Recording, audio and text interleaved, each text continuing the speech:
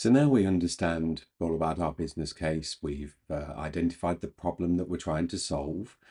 We understand the outcomes and the objectives that we're trying to achieve. We've engaged with our stakeholders. We've aligned it strategically. We now need to think about what are all the different alternatives or the different ways that we can try to achieve those outcomes. And this is where we come to our options development.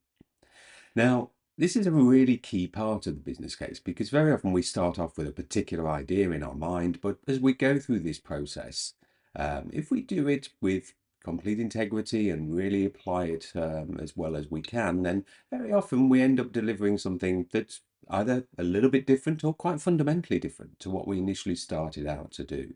Because we're trying to test and innovate and think of all the different ways and ideas and opportunities that we can overcome our problem here. Now, one of the first things that we start with is our do nothing or our base case. In the sense that the do nothing is ultimately means what do we do if we don't put anything to do with this business case? We just continue as is. What is our status? It does play a really important role, and we'll look at that in a little bit more detail when we come to the cost benefit analysis next. Because this is the position where we can compare all of the pros and cons from all the other options. So what are all the benefits? What are all the incremental benefits, the incremental costs, all get compared back to our base case or our do nothing position. Now, the other thing the do nothing case also shows is it highlights what are the risks if we don't take any action. Can we then manage those as an organization? Are we willing to do that? So again, becomes an important decision part of the process. Then when we're thinking about options, well, this can go a number of different ways. We can be thinking about what is the minimum viable product, if you like, or what's the minimum option we can take to try to at least start making a bit of a headway to reduce the risk that we're trying to manage with the organization.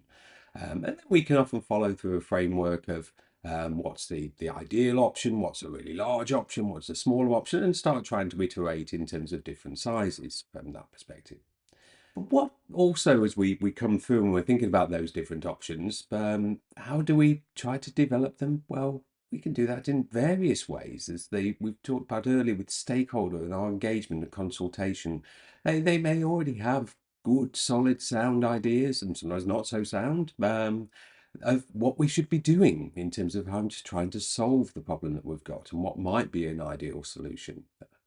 Now, this is important to gather those views, and even if it isn't an option that we think is worth considering, we need to be able to articulate why we wouldn't be considering that so we give appropriate feedback. Group brainstorming is another way, trying to think how can we solve the problem. We can start that with this is ultimately the objectives, or the other alternative, this is the problem we're trying to solve. What are some of the different ways that we can try to do that? Having a bit more of a structured framework, and that's similar to what I just described there. Having that could be either a small option, medium option, large option, and how do we try to iterate through those, but giving ourselves a bit of a framework to consider through those as we work through.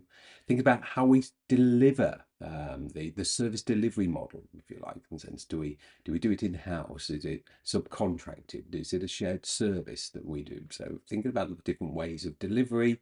That can also be sometimes a bit similar take on that, different ways of financing. Do we buy? Do we lease? Do we, all the different variants that can come through there. And then the other one is continuing the different timing, if you like, or the parameters as well, in a sense. So the parameters can change with variations in scope and timing and scale, but timing being the very common one. We might pilot something and then roll it out further. Or we might do it in a phased development approach to reduce the risk of things. But again, these all become different options, different ways of trying to deliver our outcomes.